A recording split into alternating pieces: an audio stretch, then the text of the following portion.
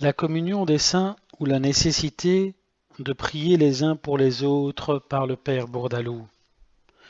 Il faut, dit saint Chrysostome, que la conversion d'un pécheur soit quelque chose de plus grand et de plus divin que la résurrection d'un mort, puisque les pharisiens, qui refusaient à Jésus-Christ la qualité de Fils de Dieu, ne s'étonnèrent jamais qu'il ressuscitât des morts, et que toujours au contraire ils se scandalisèrent de ce qu'il s'attribuait le pouvoir de remettre les péchés. Aussi est-il vrai que le Sauveur du monde n'usa de cet empire absolu qu'il avait sur la mort en ressuscitant les morts que pour marquer celui qu'il avait sur le péché en convertissant et en sanctifiant les pécheurs. Et son dessein, remarque saint Chrysostome, fut toujours que l'un servit de preuve et de figure à l'autre, et que le miracle visible qu'il opérait lorsqu'il commandait aux morts de sortir de leur tombeau nous représenta sensiblement le miracle invisible de sa grâce lorsqu'il commande à une âme criminelle de sortir de son désordre et qu'il la tire en effet de la puissance de l'enfer. Or, c'est, chrétiens, ce qui paraît aujourd'hui dans l'exemple le plus authentique et le plus fameux de l'Évangile. Appliquons-nous à considérer ce miracle.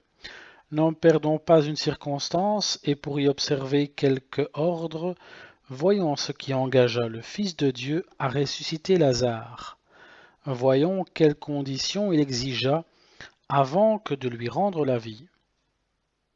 Voyons quelles paroles il employa pour accomplir ce chef-d'œuvre de sa toute-puissance. De tout cela, formons-nous une idée de la conversion parfaite et de la justification du pécheur. Qui donc engagea le Fils de Dieu à ressusciter Lazare? Le zèle de Marthe et de Madeleine, l'instante prière de ces deux sœurs en faveur de ce frère bien-aimé qui faisait le sujet de leur douleur. Car c'est pour cela qu'elles députèrent d'abord vers Jésus-Christ et qu'elles lui firent dire « Seigneur, celui que vous aimez est malade ». C'est pour cela que Marthe alla au-devant de lui, qu'elle se jeta à ses pieds et lui dit « Seigneur, si vous eussiez été présent ici, mon frère ne serait pas mort. » C'est pour cela qu'elle lui marqua tant de foi et tant de confiance lorsqu'elle lui répondit « Oui, Seigneur, je crois que vous êtes le Fils du Dieu vivant et que rien ne vous est impossible. » Ce n'est pas que le Sauveur du monde, pour d'autres raisons, n'eût déjà résolu de faire ce miracle, mais il voulait encore être prié. Il voulait que les pressantes sollicitations de Marthe et de Madeleine fussent un des motifs qui l'y portaient. Il voulait par là donner à connaître ses sentiments pour elles. En un mot, il voulait que Lazare fût redevable à ses sœurs de cette seconde vie à laquelle il allait renaître, et par un secret de providence qu'il était important de nous révéler, il voulait faire dépendre de l'intercession et de la charité de ces saintes âmes ce qui ne dépendait absolument que de lui-même. Belle leçon, mes chers auditeurs, qui non seulement autorise la créance catholique touchant l'intercession des saints, mais établit solidement et confirme un autre article de notre foi touchant la communion des saints, je veux dire, touchant l'obligation de prier les uns pour les autres. Leçon d'autant plus nécessaire dans le christianisme qu'elle y paraît aujourd'hui et qu'elle y est même en effet plus négligée. Je m'explique. Nous avons des frères selon l'esprit, et peut-être selon la chair, qui maintenant et au moment que je parle, égarés de la voie de Dieu, sont dans la voie de perdition et dans l'état de péché. Dieu veut les ressusciter par sa grâce, mais il veut en même temps que nous soyons auprès de lui les solliciteurs, les négociateurs, les coopérateurs de cette résurrection spirituelle. Il veut que nous la demandions avec ardeur et que par nos vœux et nos larmes, nous le forcions en quelque manière à nous l'accorder.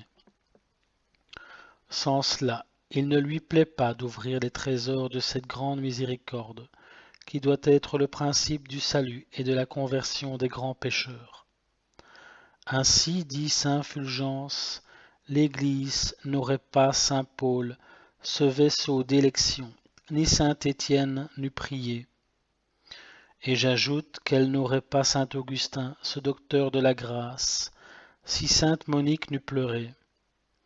Il a fallu que cette mère zélée sentît une seconde fois, si j'ose m'exprimer de la sorte, les douleurs de l'enfantement pour régénérer son fils à Dieu, et que le premier des martyrs employa la voix de son sang pour faire de son persécuteur un apôtre de Jésus-Christ. Ni Augustin ni Paul n'étant pas alors en disposition de prier pour eux-mêmes, c'était à ceux que Dieu avait choisis et qui avaient grâce pour cela de leur rendre ce favorable office. Autrement, qui sait si ces deux hommes, les lumières du monde chrétien, ne seraient pas toujours demeurés dans les ténèbres, l'un du vice, l'autre de l'erreur. Or, ce qui apparut d'une manière miraculeuse dans ces conversions éclatantes se passe encore tous les jours à l'égard de tant de pécheurs, sur qui Dieu ne répand ses dons que parce qu'il y a des justes charitables qui lui offrent pour eux des sacrifices, et que sa providence se plaît à sanctifier les uns par l'entremise et le secours des autres.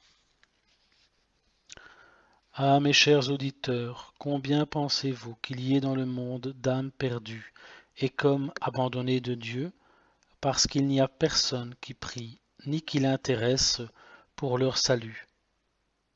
Combien pourrait dire à Dieu ce que le paralytique disait à Jésus-Christ, Jean 5, « Il y a tant d'années que je suis dans l'état déplorable de mon péché, parce que je n'ai pas un homme qui soit touché de ma misère et qui pense à m'aider. » Si cette mère, d'ailleurs passionnée pour son fils, l'avait aimé en mère chrétienne, à force de solliciter auprès de Dieu pour sa conversion, elle l'aurait retiré de son libertinage et de ses débauches. Si cette femme mondaine, au lieu de certaines jalousies qui l'ont si cruellement tourmentée et qui la piquent encore si vivement, avait eu une jalousie sainte et telle que l'avait l'apôtre en 2 Corinthiens 11, c'est-à-dire si, dans un vrai désir de voir ce mari changer de conduite et quitter ses habitudes, elle se fût adressée au ciel, elle aurait eu la consolation de le ramener à Dieu. Si cet ami faible et complaisant s'était fait un point de conscience de remettre son ami dans l'ordre, et qu'il eût eu recours aux autels d'un impie, il en aurait fait un serviteur de Dieu. Mais où sont maintenant ces amitiés solides? Où est ce zèle pur, cette charité divine? On s'inquiète, mais d'une inquiétude toute païenne. On a du zèle pour des enfants, mais un zèle fondé sur le sang et la chair. Que ce fils qu'on idolâtre tombe dans une maladie dangereuse, on fait 100 fois à Dieu pour lui la prière de Marthe. Mais est-il dans un engagement criminel? Mais entretient-il une vie libertine et scandaleuse? On y est insensible. C'est un jeune homme, dit-on, que le torrent du monde entraîne, il en reviendra. Cependant, on le laisse dans son désordre, et il y vit peut-être pour n'en sortir jamais et pour y mourir. Vous dirais-je, chrétien, que cette insensibilité est un des articles dont nous aurons à répondre au jugement de Dieu, et que dans la rigueur de sa justice, Dieu nous demandera compte de ces âmes que nous aurons négligées lorsqu'il nous était si aisé de contribuer à leur conversion et de l'obtenir.